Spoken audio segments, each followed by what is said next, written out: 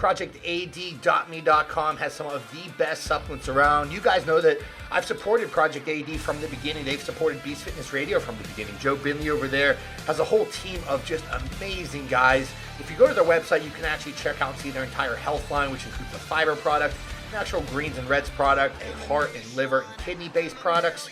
We have an actual one of the best glucose disposal agents on the market, if not the best.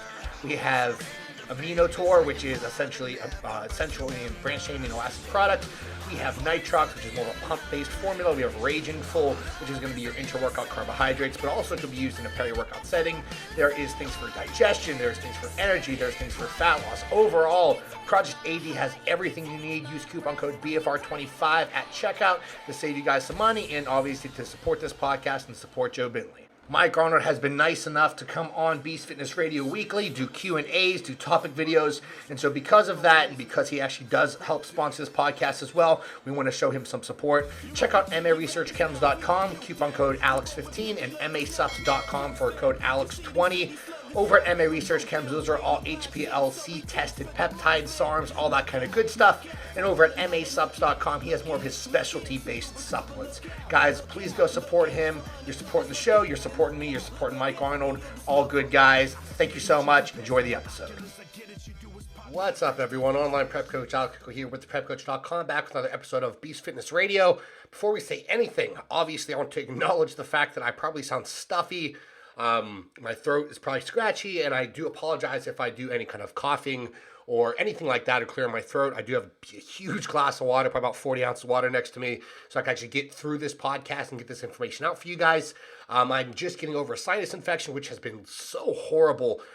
This year has been so bad. It seems like stomach bugs, so people getting sick, going to throw up, not being able to hold food down, sinus infections, and the flu, or some variation of the flu, has just been destroying people everywhere. I mean, I've talked about this in my last vlog on my YouTube channel, that I have clients in just about every state. I have people in different countries, and everyone's getting some form of these three sicknesses. So I don't know if it has to do with our climate. I don't know what's going on, but everyone's getting sick this time of year. I personally feel extremely bad because I ended up getting my pregnant wife sick. Whole reason why we skipped the Arnold Classic was so that we didn't get sick, and look how well that turned out. So definitely not happy about that, but definitely happy and thankful that I'm feeling better, and she's kind of on the mend.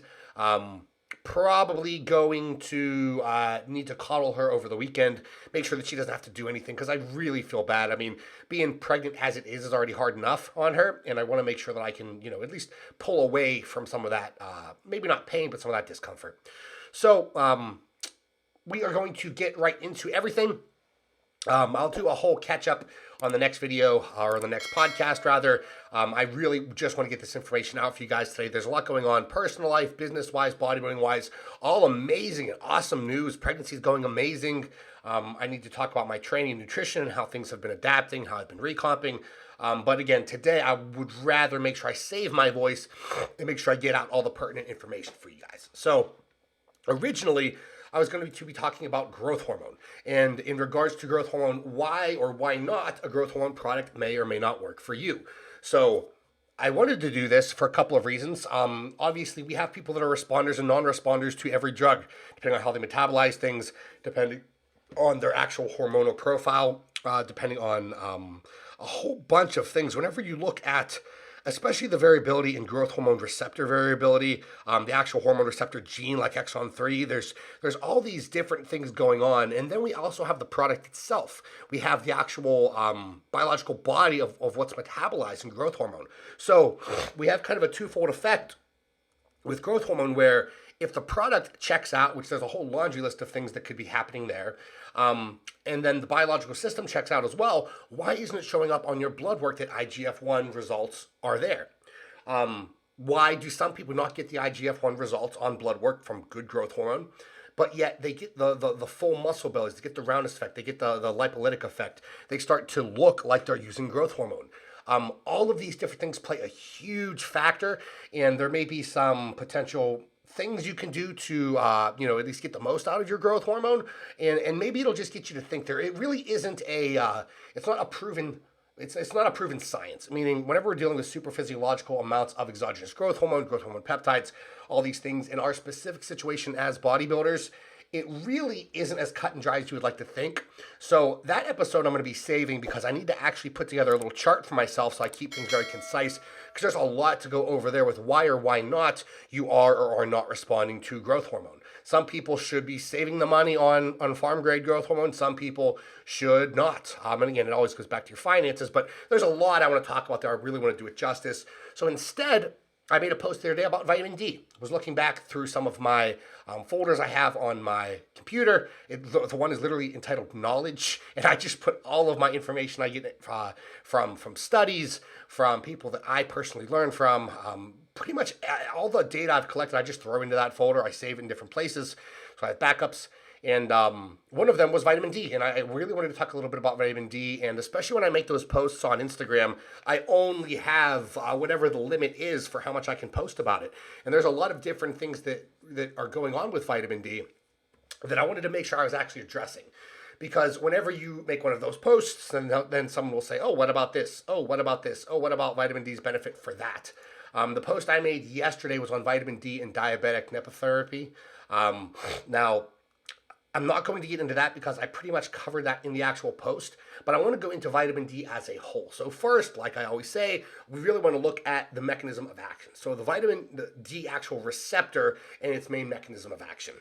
So if you look at it, whenever you have active forms of vitamin D, it essentially binds to intracellular receptors that function to basically transcript factors and modulate gene expression.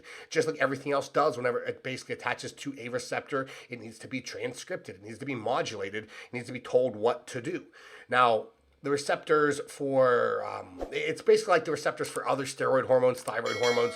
The vitamin D receptor has hormone binding and DNA binding domains. The vitamin D receptor itself actually can get pretty complex, and I'm not 1,000% proficient in its actual physiology. I'm not 100% proficient in the whole, in all of the mechanisms that vitamin D actually play a part of. So because of that, we know basically how it works. It's basically attaching to that vitamin D receptor, how it's being expressed in our bodies. It's going to be expressed in a bunch of different ways. So we're going to get into really what vitamin D is. Now, we obviously know everyone talks about it being a fat-soluble vitamin. People call it the sunshine vitamin. If you look at it, some people consider it a pro-hormone because it's just involved in so many metabolic processes in our body. I mentioned in that Instagram post things like calcium and phosphorus balance for bone health, nerve and muscle activity. It does so many different things that it makes sense it can be classified and labeled as a pro-hormone. Now, the first thing I want to get into is the research that's been done on vitamin D and cancer, because there's actually a lot whenever you look at some of the cancer stuff. So if you look at a lot of the research with vitamin D and cancer, they were looking at, first of all, they had breast cancer, they had colon cancer, they had prostate cancer, they had pancreatic cancer, and they had ovarian cancer. Now, ovarian cancer, they basically showed that vitamin D levels that are low are actually very present in people that have ovarian cancer. So people that had ovarian cancer usually had low levels of vitamin D. Whenever you saw people that took in higher amounts of vitamin D and they were over the dosage they should have been taking, that was very correlated, or it was correlated highly with people that had pancreatic cancer. Whenever you look at prostate cancer, that's generally people being deficient in vitamin D. Whenever you look at colon cancer, this was associated more with people having extremely high vitamin D levels of obviously vitamin D in their blood. And whenever you actually had breast cancer, this was one that was kind of, I'd say it was more closely related to people that had a lack of vitamin D. So as you can tell, a lot of this is going to be genetically determined on the person. So if you are having not enough vitamin D, or if you're having too much vitamin D, it has the potential to be correlated with cancer. Now, again, cancer is kind of that catch-all word that everyone uses these days. It is a massive area of research, obviously, in the health field, in the medical community, and you can't really claim that anything really causes or claims, or not claims, but causes or fixes cancer, because that's just a bold statement to make. So vitamin D, whether it be extremely low or extremely high, may have some potential interactions with cancer. That's why, like always, we want to be taking in at least a therapeutic dose of these things to combat that. So like with everything else, the dosage, or the actual poison, is in the dosage. Now, I talked about vitamin D and bone health. Bone health, people, a lot of people don't understand this. I talked about how it maintains calcium and phosphorus balance in our bodies. Now, if you actually look at what it does, it's actually promoting that calcium and phosphorus absorption from our gut, that calcium reabsorption in the kidneys, and the calcium mobilization in bone. So it's essentially needed for bone growth, for formation of bone cells. It regulates osteoblasts, so those actual forming cells. It does some really cool things, and there was actually some studies that had higher doses of vitamin D, and it showed that it actually stimulated cells to essentially grow stronger bones. So from bone health standpoint, vitamin D needs to be there. It needs to be present. Obviously, because of that, it's going to be related to decreases in fractures, decreases in osteoporosis, being that it does have that kind of calcium interaction. We do see that it does play a massive role in muscle metabolism and function. There's some studies out there looking that it actually improves strength, balance, physical performance. The cool thing that I was reading was actually looking at vitamin D and its potential to actually modulate type 2 muscle fibers, which obviously for physical performance, for bodybuilding, is a very big thing. Now, whenever they looked at athletes that were very deficient in vitamin D, obviously physical performance seemed to drop. Obviously hypertrophy rates seem to drop. Obviously muscle strength gains, balance, overall physical performance just seemed to drop. So having low levels of vitamin D are going to be a lot worse for you than having extremely high vitamin D levels. And again, that's kind of the wrong thing to say, but I want to make sure it's said. Vitamin D is one thing that's so critical for our bodies that I would rather you have a little bit more in your body than not enough. Now, with that being said, we obviously don't want too much because, as I talked about earlier with the cancer research, too much is not going to be a good thing. You have to obviously take into account how much time you're outside, all that kind of fun stuff as well. But vitamin D has a massive benefit for a lot of other processes. We're looking at we look at what are some of the research in actual brain development. So again, it's actually being talked about now as a neurosteroid. So the vitamin D receptor and the enzyme responsible for the synthesis of the active form of this vitamin are actually present in the brain. So whenever you look at the studies looking at this vitamin, it's extremely important for brain development. Again, if you are deficient in vitamin D, then generally people are seeing a lot more neurological diseases pop up. It has some potential to protect brain cells to actually detoxification, obviously, because it's producing an antioxidant glutathione, which inhibits nitric oxide, all that kind of good stuff. It does some cool things for brain health. It really does. There's some research out there looking at it improving cognitive functioning, looking at it actually reducing dementia, reducing Alzheimer's, some potential for it to relieve depression, some cool things there. A little bit more on the brain side of things, we do see it does not only help to prevent a lot of those neurological diseases, but it also helps to improve overall cognitive functioning. So a lot of these were done with a very standard dosage of something like 5 to 6,000 IUs of vitamin D per day. And we basically saw that those people had a better mood, they had better cognitive functionings, and they had reduced risk of dementia. I'm not quite sure I don't remember specifically how they got that reduced risk of dementia factor, but it's something to note. Now, it's doing all those things in the brain. It's doing all those good things to help us, obviously, prevent any kind of neurological disease. You would think that has to have some interaction with sleep quality, which it most definitely does. Whenever you see, again, a lot of these were correlative studies, and you see that it basically, the people that have higher concentrations of vitamin D basically had a better, we'll say, maintenance of sleep volume. So they were able to sleep, they improved their quality of sleep for a longer duration of time. Whereas the people that had lower concentrations of vitamin D in their system didn't seem to have that maintenance of sleep quality and that sleep quantity. I'm not quite sure how valid a lot of this research is, but at the same time, if you look at something as simple as being deficient in vitamin D, it does actually correlate fairly high with sleep apnea. So being a bodybuilder, this can really crush your recovery in the gym. This can crush your health in a variety of factors. If you're not getting good sleep, that can really start destroying you from the inside out. So there is potentials there to help with sleep quality. Now, we have the risk of cardiovascular disease. We know vitamin D reduces blood pressure. We know it improves blood pressure control. We know it actually regresses heart enlargement. So many people skip over that. If you look at being deficient in vitamin D, it causes arteriosclerosis. It causes blood vessel dysfunctioning. So that buildup of plaque in our arteries isn't just going to be fixed with Super K from Life Extension, because that's obviously my favorite product for it. But Also, taking in vitamin D is going to help prevent arteriosclerosis and all of these other things that are increasing risks of heart disease. And again, all of this research done in blood pressure, all the research done on at least heart health, we're all using pretty good therapeutic dosage, anywhere from 4,000 to about 9, maybe 8 or 9,000 IUs per day, if I remember correctly. Now, we do know obviously that vitamin D plays a role in insulin production and actually increases secretion from our pancreatic cells. So, from a diabetes standpoint, there's actually a good amount of vitamin D research out there on vitamin D and diabetes. And we see that people that actually were deficient in vitamin D started supplementing with vitamin D that had diabetes, and they saw that that vitamin actually restored insulin secretion. So these people all of a sudden were basically turning from diabetic levels of glucose levels to non-diabetic levels of glucose levels purely because of the addition of vitamin D. Now, something as small as this can do a lot of things. There is, and this is kind of a, this is some of this research I don't quite understand.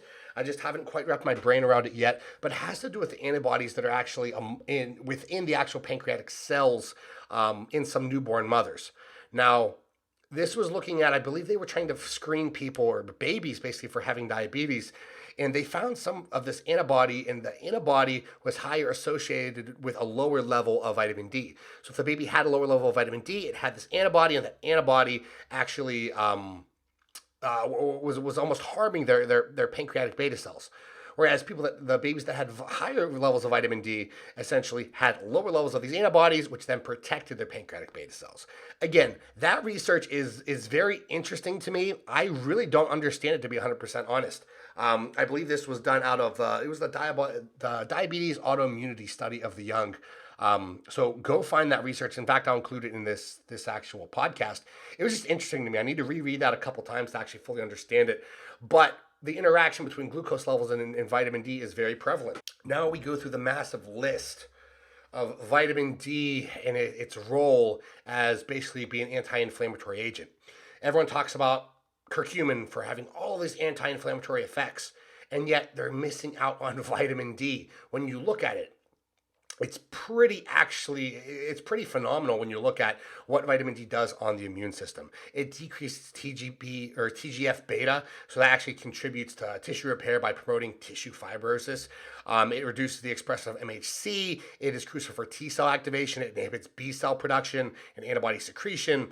It actually results in a shift from Th1 to Th2 phenotypes. We have regulations of the activity of monocytes and macrophages. We have increases in dendrite cell production and growth. It has decreases in the secretion of all the inflammatory cytokines you can imagine. The list literally goes on and on and on, and I don't even remember the entire list off the top of my head because of how many different interactions. And this is where it gets back to the beginning where I mentioned about the actual mechanism of action with vitamin D. This is why it's so hard for me to fully comprehend its mechanism of action, because it works on so many different levels. It increases natural killer T cells. It releases antimicrobials in response to if you actually get an infection. It does some awesome things. So vitamin D, I think, should be thought of as kind of excuse me, kind of like a wonder molecule like taurine. It's one of those things that has so many benefits. And obviously, if it is helping to reduce inflammation, then it's going to help with your diabetes. It's going to help with overall issues that can arise from being chronically inflamed, which if you look at chronic inflammation and what it does in the body, if you look at blood TNF levels, if you look at all these different things, it's going to help with actual bowel disease. So it's going to help with IBD. It's going to help with all these different things that are causing our gut to be inflamed. So the one study specifically, since I mentioned TNF, people that increase their vitamin D levels actually reduce blood TNF levels. Or TNF alpha levels, actually, rather. Sorry about that. And if you look at that, that's just a protein that it's the main role in the gut inflammation process and system. So it's doing and it's working on so many freaking different levels. And again, this is still just the beginning of some of the research on vitamin D. If you look at, and I'm trying to remember the literature, and it's escaping me right now, but vitamin D insufficiency and deficiency is actually really closely related with Hashimoto's. So you see vitamin D actually benefiting the thyroid, which has, again, another host of issues going on there from an antibody level, from a gland size level. You have it having interactions with the pulmonary system, obviously, because we did say that it regulates airway contraction and inflammation.